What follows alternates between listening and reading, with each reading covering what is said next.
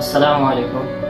আগামী 12 এপ্রিল শনিবার বিকেল 3টায় শাহবাগ থেকে মানিক মিয়া অ্যাভিনিউ অভিমুখে মার্চ ফর গাজা শিরোনামে একটি কর্মসূচি আয়োজিত হতে যাচ্ছে। ফিলিস্তিনে গাজার ইসরায়েলি বাহিনী নৃশংস হামলার প্রতিবাদে উত্তাল গোটা বিশ্ব। নানান প্রান্তে ইসরায়েলের মানবতা বিরোধী কর্মকাণ্ডের বিরুদ্ধে চলছে বিক্ষোভ সমাবেশ। এই অবস্থায় ফিলিস্তিনের পাশে দাঁড়িয়েছে সারা বিশ্ব বিভিন্ন অঙ্গনে অগণিত মানুষ। সামাজিক যোগাযোগ মাধ্যমে পোস্ট দিয়ে বাংলাদেশের ক্রিকেটাররাও ফিলিস্তিনের পাশে থাকার কথা জানিয়েছেন। এর মধ্যে ফিলিস্তিনের নিপীড়িত মানুষের পাশে থাকার কথা জানিয়েছেন তাসকিন আহমেদ, মুশফিকুর রহমান।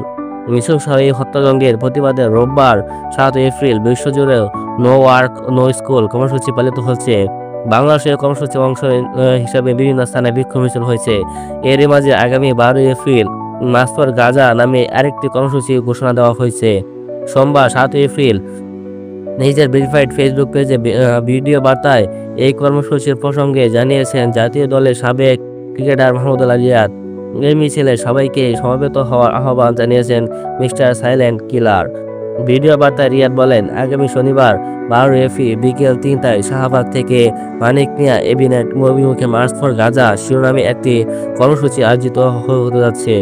আসুন আমরা সবাই মিলে সর্বস্তরের মানুষ এই বিক্ষোভ মিছিলে অংশগ্রহণ করি এবং ফিলিস্তিনবাসীর প্রতি আমাদের পূর্ণ সমর্থন পুরো বিশ্বকে জানিয়ে দিই।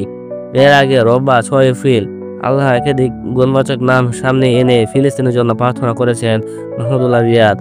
ফিলিস্তিনের রক্ষা এবং বিজয় অর্জনে দোয়া বাণী তার লেখা ফুটে ওঠে।